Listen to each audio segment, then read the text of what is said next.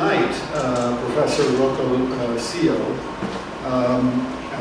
is going to talk to us about color. This is a lecture series about color.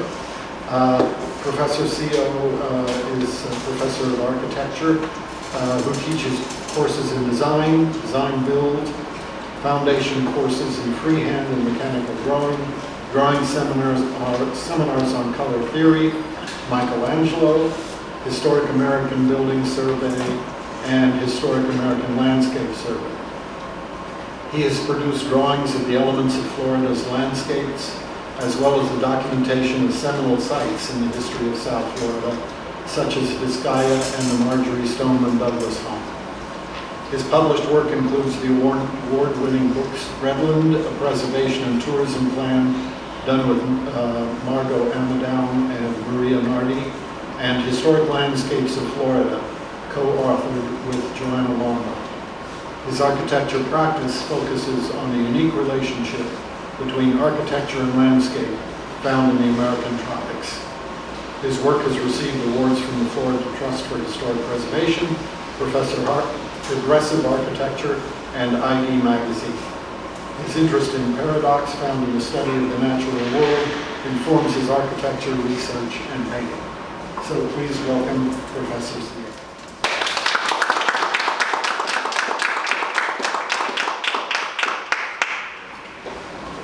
Anybody's cold, I have a jacket. You're welcome to come up and get it at any time. Thank you so much, Jack, for your introduction, and thank you also to Judith Frankel for inviting me here to give this talk.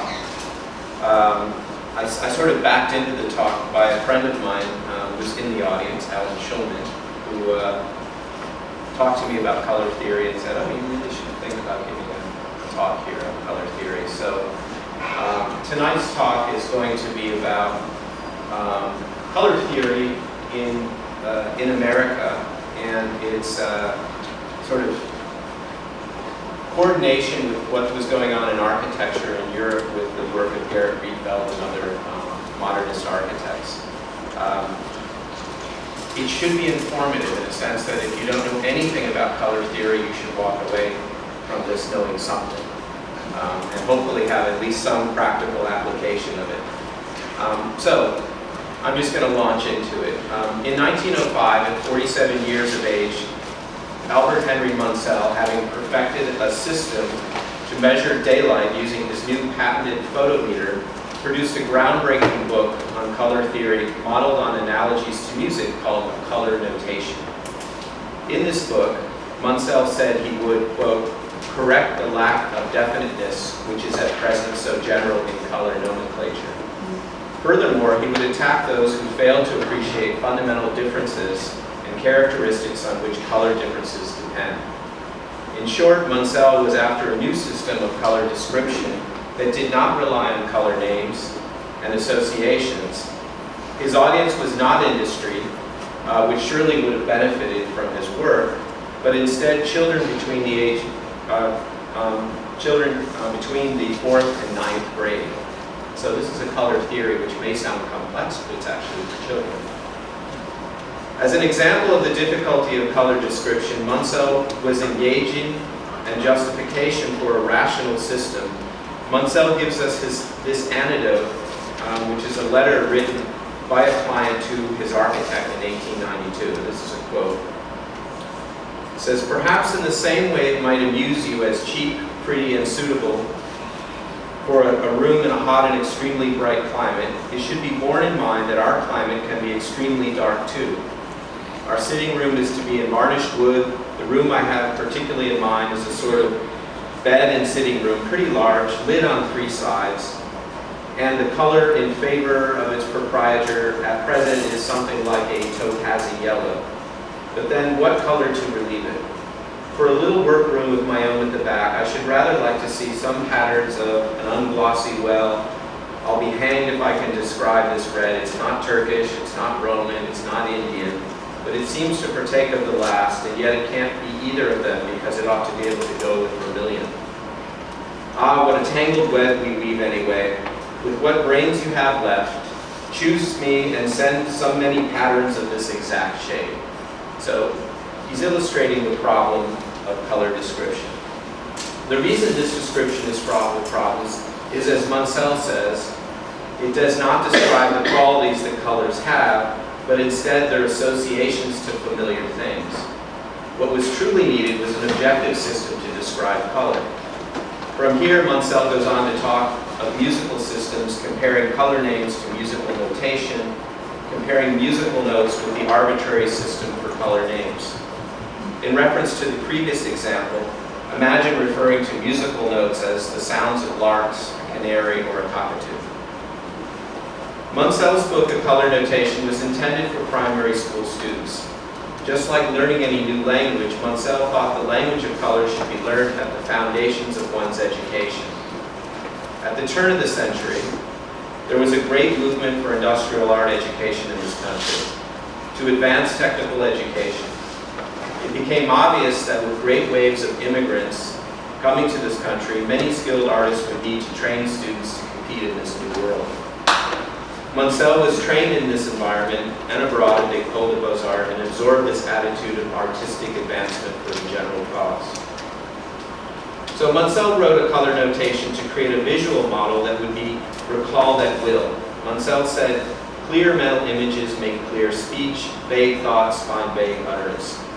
He went on to show how acquisition of color language is a natural process, starting first with simple identification of color terms, and as we grow and see more, we begin to recognize colors as being light or dark, and finally that color may be faded or strong.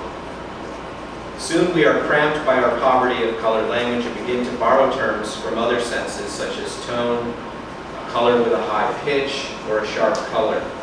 This is where Munsell turned to music analogy. Munsell said, musical art is not so handicapped. It has an established scale with measured intervals in definite terms. Likewise, coloristic art must establish a scale, measure its intervals, and name its qualities in unmistakable fashion. Munsell says color is often measured only on two dimensions. Using the analogy of architecture, he stated, a studio space would be undefined if we only gave it two attributes, such as height and width. How long would the room be? This analogy to measurement became the perfect connection to describing the three dimensions of color, which are shown here as hue, chroma, and value. So Munsell's first color quality is the dimension of hue. Hue is the name of the color. It is also the quality by which we distinguish one color from another. Scientifically, this would be identified by the difference of light waves reflecting off an object and impinging on our retina, each wavelength being different. For instance, green might be 5,200 microns, red might be 6,000 at 800 microns. We are commonly taught that there are three primary colors, red, blue, and yellow, and that they are opposite each other on the color wheel. If, however, we draw straight lines across the color circle, we quickly find that red and green are not direct opposites. Instead, red is opposite blue-green. With Munsell's color circle, instead of three primaries, there are five middle colors: red, yellow, green, blue, and purple. Then forming successive pairs, we have intermediate colors by taking the letters of adjacent colors. So YR is yellow-red for orange, GY is green-yellow for grass green, BG is blue-green for peacock blue, and PB is purple-blue for violet, and so on. There are therefore five primaries and five intermediaries for a total of 10 basic hues. Then each of these middle hues has 10 steps or decibels on this horizontal line.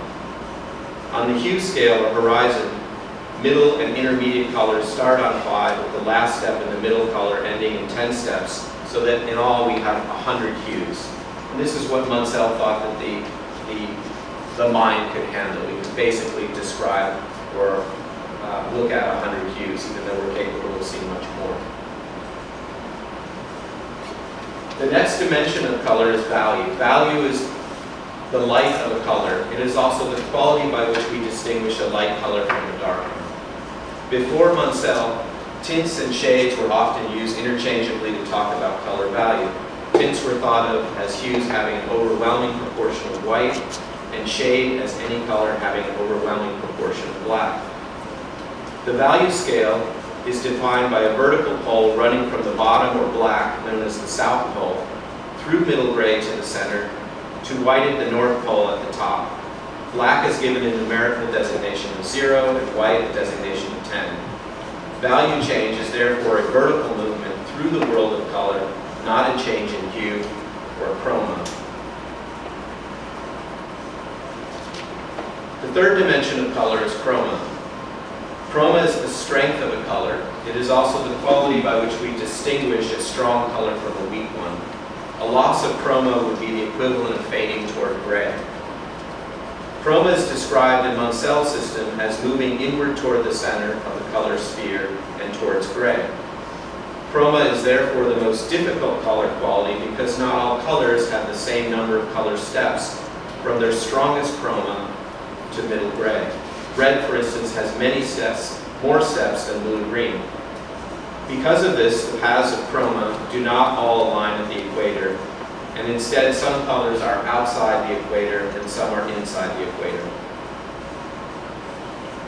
These two slides illustrate the different hues appear at different places on the color sphere, distorting its form. The chroma scale can therefore be raised or lowered to any level but always remains perpendicular to the value axis. Because of these inequalities in chroma, that is that blue-green is half the chroma of vermilion or half as strong, Munsell developed a new model for explaining the relative position of one color to another, shown in the slide as a color tree. The color tree uses the trunk for the value scale, the branches for hues, and varying lengths of branches to represent the chroma scale. The leaves could then be used to mark measured steps of chroma. These models were essential in providing a memorable image for students to recognize color three-dimensionally, but without associations to objects that could be interpreted differently, such as grass, as in grass green, or plum for red purple.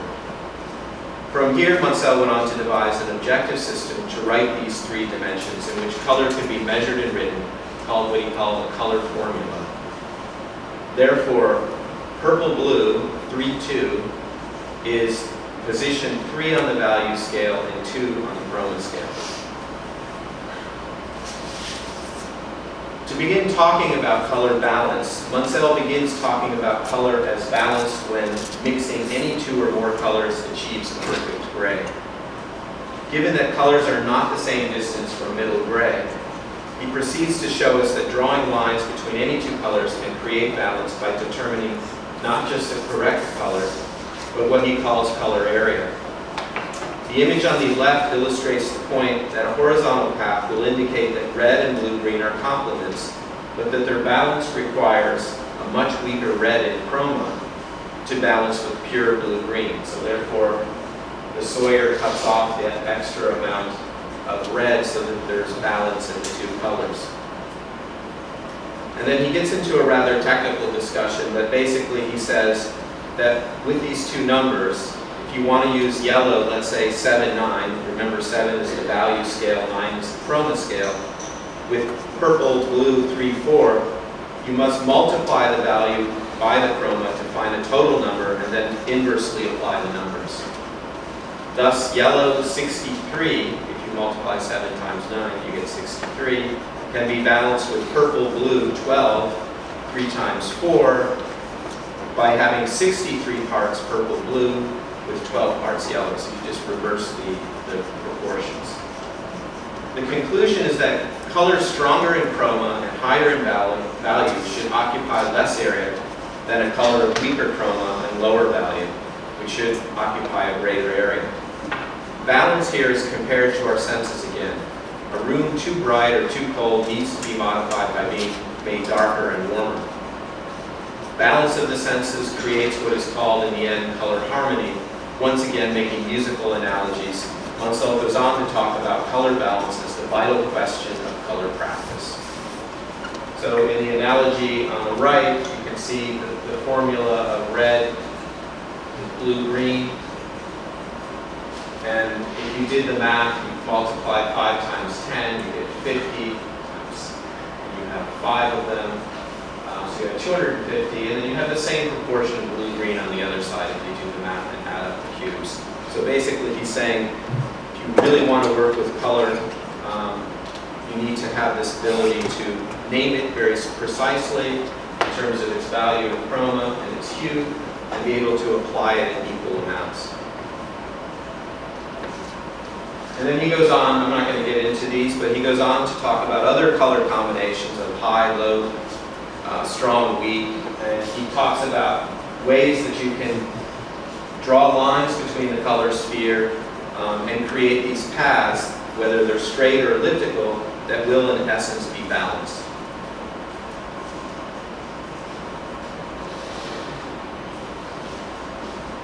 This is another example of an elliptical path. So if we look to see what is going on with color and architecture during the time, we begin to see that color and form has a markedly similar trajectory. With Munsell's color theory, we find he is constructing a world that is trying to remove ambiguous color naming through making color choice an objective process based on measuring light reflectance. Architecture design was similarly moving toward a world of abstraction, looking to remove figurative references in design in favor of simple forms and the reduction of ornament. Color was applied to three-dimensional forms to remove material identity or disguise its figurative origins in terms of symbolic reference. Color was about defining character of space in terms of depth, movement, and form. Like Munsell's color sphere, architecture was moving toward a world that attempted to be universal. Gerrit Rietveld was a Dutch furniture maker, architect, painter, and writer of early modernism's most colorful movement, the De Stijl. The De Stijl was a group that stood for abstract cubism in opposition to the fanciful school of Amsterdam, known for its expressionist compositions. Although Rietveld was proficient in 3 disciplines, he was best known as a furniture maker. In considering his work, we must inevitably start with the furniture because this gives us the foundations of his thinking about form, structure, and color. Rietveld was a sobering designer, working in an unfussy and plain way, avoiding superfluous details. His work was about leaving behind ornament as pure decoration, and instead he used color and structure as a medium for discussing ideas about space. In his earliest work, there was a concern for ease of construction and expression of the joint. The traditional peg and hole joint gave way to dowel and pin construction to allow for more freedom of expression. Perhaps his most polemical chair, the red and blue chair of 1918, set the standard. The chair was designed not to enclose space, but to be without mass or volume, allowing for space to continue uninterrupted. Rietveld was also interested in making something that could be mass-produced. He said, the so-called red-blue chair, the chair made of 2 boards and a number of posts, is made to show that it is also possible to make something beautiful that functions plastically in space using a pure machine-made object. The most important physical feature of the chair is the fact that the rails jut beyond each other. This gives the design an open nature. The other important aspect, of course, is color. Originally, most of the chairs were without color and instead expressed the color of the material. This allowed us to see the parts in a more monochromatic juxtaposition, putting the emphasis on construction. With a multi-hue version, we no longer see the details related to the whole, but rather the independence of separate parts. The new idea is that the material is reduced from expression of traditional material expression and is codified according to physical role in defining the chair. The protruding posts and rails joined by dowel pins continued in his work from 1918 to 1924 with the upright chair, of which he made many versions, some with sloping wood backs, others with leather backs, but all to illustrate his experimentation with form. Rietveld was also beginning to collaborate with other designers such as Theo van Doesburg, as witnessed in the dwelling by J.J. P. Oud in Rotterdam, and the new collaborations allowed Rietveld to expand his ideas beyond the chair, allowing him to explore relationships between furniture and space. By 1923, Rietveld was collaborating with Vilmos Huszar on the design of colored space compositions for a project in Berlin. Huszar designed the space while Rietveld designed the furniture. The Berlin chair on the left introduces us to two new formal elements in his work, asymmetry and planar constructions. Up until now, his chair and chairs had been exclusively symmetrical. With these new asymmetrical compositions, he could now focus on space and as a planar problem. The new architecture has put an end, in his mind, this is a quote by Van Doesburg, he says, the new architecture has put an end to monotonous repetition and to the rigid uniformity of two halves, the mirror image and symmetry. In place of symmetry, the new architecture offers the balanced arrangement of unlike parts. In the same way that Munsell broke with the past in terms of color names and looking to find balance in unlike colors, Rietveld looked for balance and asymmetry in a break with traditional forms. Rietveld's architecture was not unlike his furniture. Both were experiments in delimiting space. Both were meant to be settings for a program of action. To Rietveld, sitting was active. A house was also a place of conscious activity. Sleeping, bathing, and cooking were all activities that suggested thought and action. Thus, one creates a bathroom by unfolding a wall, sleeps by making up a sofa bed, or eats by unfolding a table. Individuals in this environment were in a constant state of interaction with their space. The size of the rooms were also linked to the amount of time spent there. Therefore, bedrooms and living rooms were combined, as were dining and kitchen, and corridor and stair. Thus, architecture was to give form to space. In the two drawings we see on the left, Gerhard Rietveld, and on the right, Van Doesburg, we see how color is used to delimit the structure by emphasizing planes of material independent of volume. Rietveld was more interested in color identifying components, so color was allowed to wrap around corners to identify each part. Unlike Van Doesburg, Mondrian, or Huszar, Rietveld's color does not overlap, nor does it ignore the lines of architecture. Color choice and position was also linked to its absorbent or reflective qualities. Therefore, color was an influencer of spatial effect. Color as paint was also applied over most surfaces so that no material expression is allowed to disrupt one's reading of the space. The last views show that color is used as a system, no longer tied to nature or symbolic references in the way that Munsell was also working, but is instead used as a system to code architecture elements and their positions in space. This experimentation was to have a profound effect on related disciplines, particularly industry, which use these ideas to study how color affects performance, and advertising to look at how color affects preference for products. In the 1950s, Louis Cheskin documented how color was impacting the post-war boom in American industry. Quasi-scientific studies were conducted to determine where the eye skips, stops, or lingers in relationship to advertising, and specifically color. Charts became industry standards showing what colors consumers preferred. Contrary to popular belief, it was found that 80% of men preferred pink. This became the basis for an industry that still exists today and is built around choosing next season's color palette for all products. This is known, of course, as color forecasting, and places like fashion houses pay exorbitant amounts of money to get palettes for next year's colors. In 1960, Faber-Baron published a book on color and industry that looked at the beginnings, or the benefits, I should say, of employing color practice to the factory environment in terms of identification and the effect color plays on the eye, and the eye in terms of fatigue. Color was used heavily to help code the moving parts of complex machinery, making human operations and maintenance safer so machinists would not become fatigued or easily distracted while operating them. This practice cut down on factory-related injuries, increasing production, which ultimately translated into increased profits. One can begin to see the most common programs for application of color practice would become programs in spaces where individuals are occupying space for extended periods of time, performing repetitive tasks that require concentration and stamina.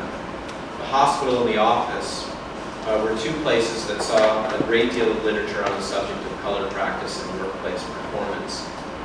Color correct practice not only created a safer working environment, though color coding of equipment, through color coding of equipment, but also one could change the perception of scale and space, making a space feel larger with cooler colors and more comfortable with warmer colors. And it even went so far as using color, of course, to treat certain disorders. In this case, yellow is used to treat post-traumatic stress disorder from those shell-shocked from the war. The ultimate test of the role of color in an environment is the airplane, however, where one needs color identification and color calming to create a balance between rest and movement. These two images are color schemes for the interior of an F-29 Fokker from 1956 on the left and a DC-8 Lockheed Electra from 1958 on the right. Both of these interiors are by Garrett Rietveld, whose furniture and architecture we just saw. The black base on the Lockheed Electra plane conveys a notion of solidity and weight, a visual comfort for passengers who are in reality thousands of feet in the air. So, to recap, I want to show you the slide by Albert Munsell showing a hand. As mentioned earlier, Munsell's color system was for primary school children. He devised it an easy way to remember the color circle and the primary colors. Again, we have hue, value, and chroma. To aid in the memory, the thumb of your left hand, the thumb is red, your forefinger is yellow, your middle finger is green, the ring finger is blue, and the little finger is purple. When these fingertips are put into a circle,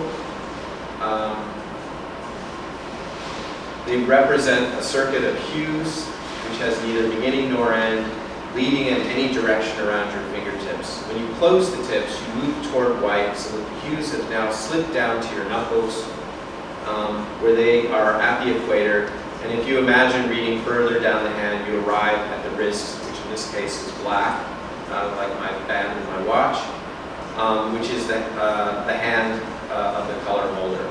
So the stronger colors are to be outside of the hand, the weaker colors are toward the interior. Your hand is thus analogous to the color sphere. Finally, I want to say a couple things about color harmony, because ultimately all of this was moving towards the notion that when you become conversant with color terminology and how color works and understand its effects, you ultimately can control it and you can make harmonic compositions. And so these are the ways, there are 4 ways you can achieve color harmony. One is called admixture, where you mix a small amount of dominant color into other colors used in a palette. Another is called light reflectance. Color area extent is balanced with a proportion of low chroma colors with a larger area of high chroma colors of a smaller area. And middle range of values are inherently more harmonious than the extremes of the value scale. And so these are examples of it. And the letter designation down there comes from Munsell. So you're seeing blue, green, pastel 1, 2, cool, pastel 3, and so on. And he's showing you how you can put together these palettes in a harmonious way. This is the simple idea of limiting a smaller area of a high chroma color with a low chroma color to create balance. You can create color harmony by taking different colors and just making the steps in value equal from one to the next. Or if you take different colors and they all are in the same value range, they can be harmonic as well. So the last slide is a test. Just look at the red dot on the right for 10 seconds until it starts to vibrate. you start to see a kind of halo around it. And then shift your eye to the right, and what do you see? A blue-green halo, or you should see a blue-green halo, right? So in conclusion, if you see a blue-green after image, you have learned the foundation of color harmony and color theory. That is that all colors push your eyes in the direction of its complement. Blue-green is the complement of red, and so when you stare at one color long enough, your eye begins to fatigue and it moves in the direction of the color complement. So Munsell argued that color knowledge is not about knowing color names, but about understanding what is happening in your brains and in your eyes. And when we look at color, then we find a common language to discuss it. Thank you.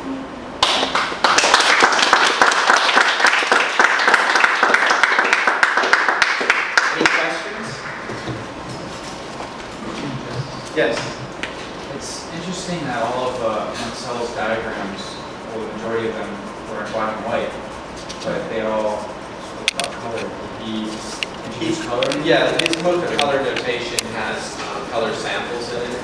There are colored papers that illustrate most of the ideas, and he also put together fairly large color palettes. After he published a Color Notation, which was in book form, he published a Color Atlas in 1917, which had a much larger range of colors, which kind of is similar to what we would call today color aid. If you've ever used color aid, it comes in a package of 314 colors that are balanced, that are described in similar terms to the way that Munsell describes them. But the reason I give the talk on Munsell is because this is the foundation really of all color theory that we work with today, at least here. There's many different color theories, and his have grown out of others from the late 1800s. But this is the sort of foundation for a system that becomes a common language. I have a question.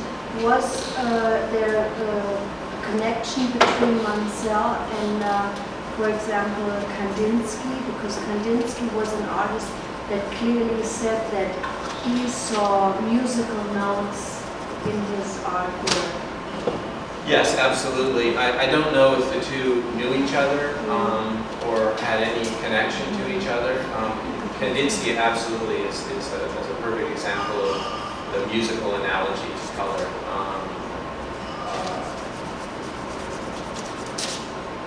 Johannes Itten, the group that came out of the Bauhaus, tended to have a color theory that was primarily based on a red, yellow, blue triad. And it was different than, I think, than Munsell's system. But they were all aware, I think, of each other.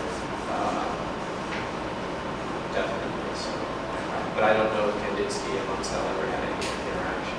Thank you. It's a good observation. Yeah. So I was wondering if there was a connection between Munsell's system and contemporary systems like Pantone. And I was thinking color seems to have been turned into kind of a proprietary system now because you have so many color wheels published by different, and they've actually gone back to those names that were, Munsell was trying to get away from, where every color has a sort of associative name. I was wondering if you had a reflection on that too. Like why do we not think of color in objective terms? Well, I mean, that's a good question. I mean, there's a larger discussion about color and culture. People tend to think about color relative to their own life experience and their subjective interest in what they find interesting about color. And so, as much as one tries to develop an objective theory or process or system for color, you'll always have pushback conceptually from a group that will say color is really connected to culture. Why should you try to make a universal system when in fact there's Indians in the Amazon that don't even have words for colors. And so there's these two sort of camps. world, and that still exists.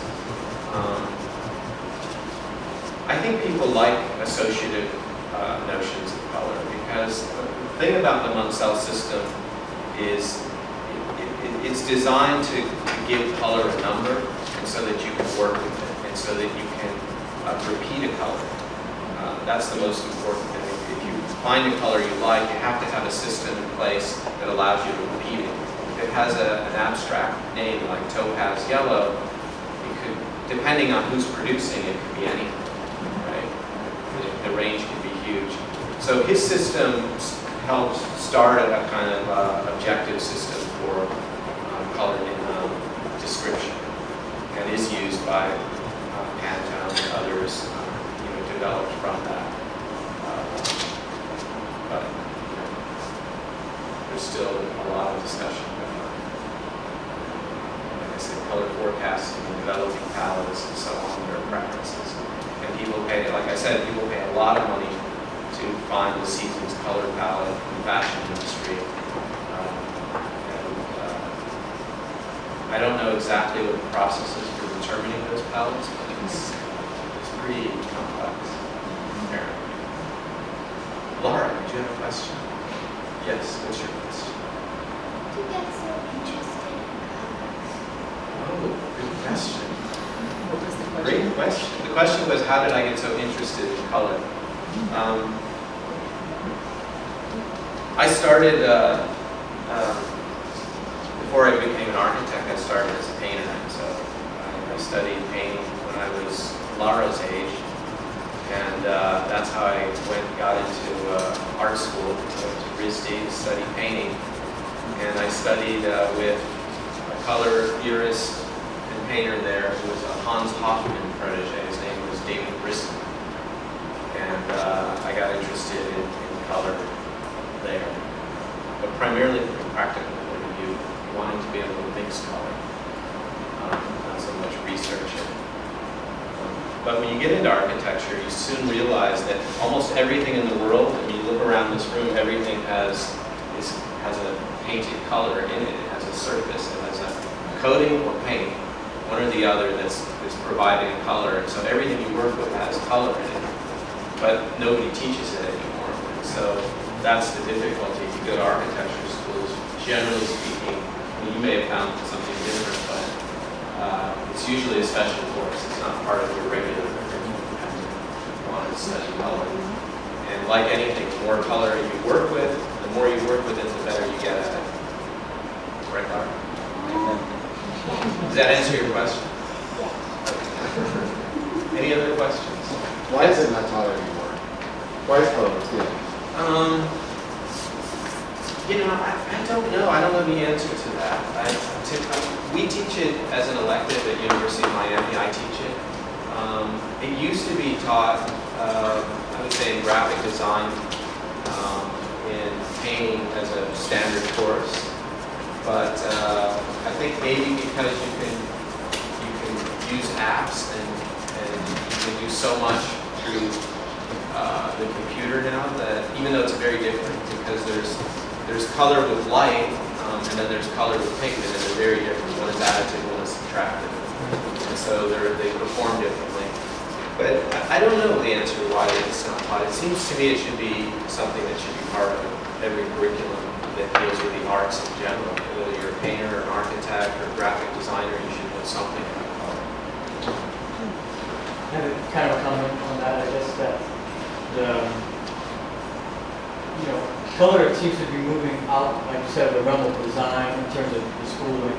And the real revolution to me seems to be in like biology, where we now know like there's all these revolutions in neuroscience. And we understand now that those three primary colors, red, blue, and green, they're literally like what we're capable of, the simplest colors that we're capable as beings, as human beings, of understanding. Like there was principle three that create all the colors. In terms of the cells that are in our system for understanding light. But we know that that's, creating, it's interesting, like creating a color system based on those three would be a very human-centric way to do it. Because we know that there are animals that can see that a wider scale. Sure. So like over the last 20 years, we know more in the realm of science based that, we can measure colors in terms of how, what their frequencies are, what their wavelengths are. But that isn't really like translated into design. Right. Well, again, it's, I think it's, I put up some examples of what I thought were harmonic ideas about how you might use color, but again, it depends on lots of different things. The toughest thing for people to understand about color is that color is not in objects. Color is a chemical reaction in your eyes, in your brain, and that's what allows you to see it. That's why people who are colorblind can see red and green, which is 7% of the male population can't see red. We can see it as gray. But you understand that it's a chemical, like you're saying, it's a chemical response. If nothing has color, what you're just getting is different wavelengths of light that are stimulating rods and cones in your eyes, and that stimulation is creating the effect of color. It's creating an image of color in your brain.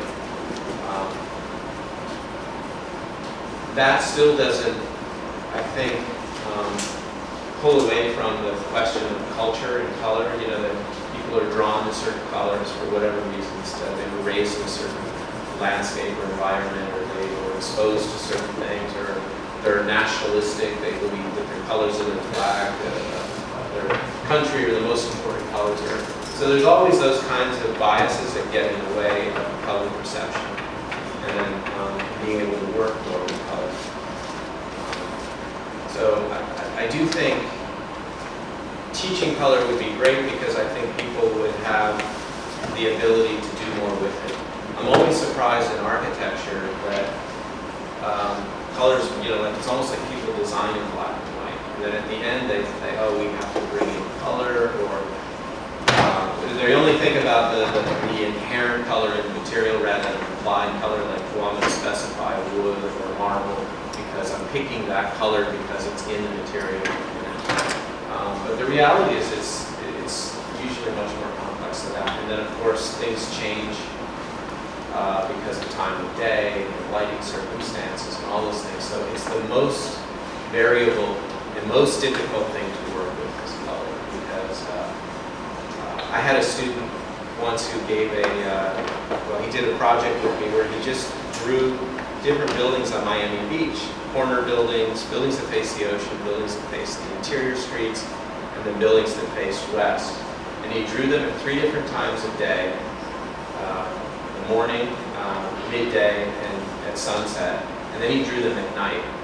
And every one of the drawings, the studies were different. So the colors for the buildings changed dramatically. And then the use of neon and reflected light and all of that stuff. So when you say that you're designing a building and you're using this palette, that's a start. But the reality is the building has all these other lights to it, depending on the time of day and what gets built around it and what reflects onto it and so on. So it's a complicated topic. But I think worthwhile looking into if you're interested. Actually, Yes. coming from a film perspective, I went to FSU, and we actually, one of the first, for film school over there, one of the first classes was, besides black and white photography, it was actually color.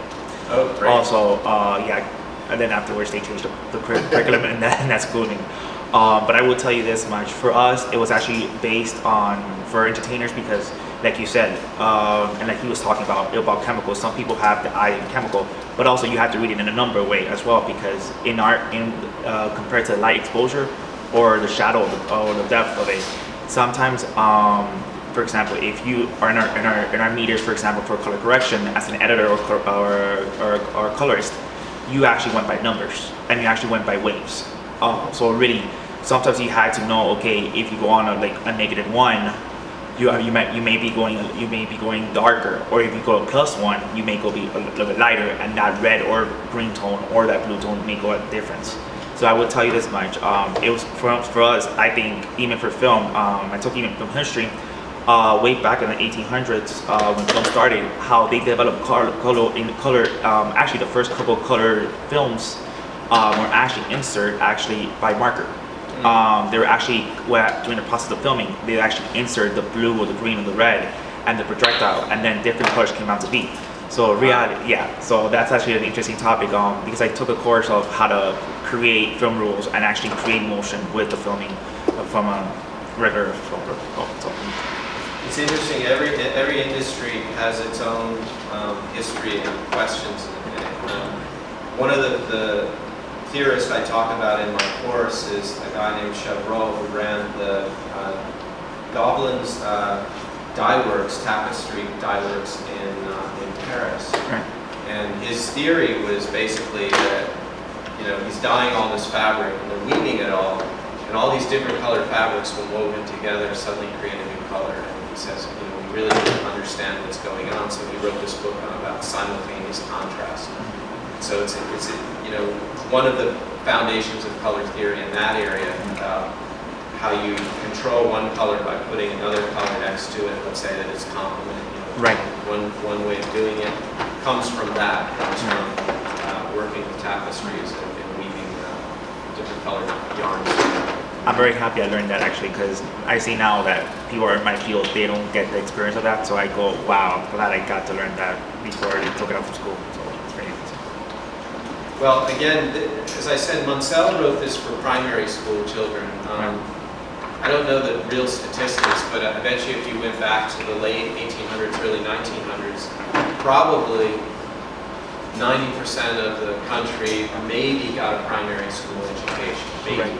Correct. And so that's why that theory was put there. I mean, everybody was being trained for the industrial arts and so on.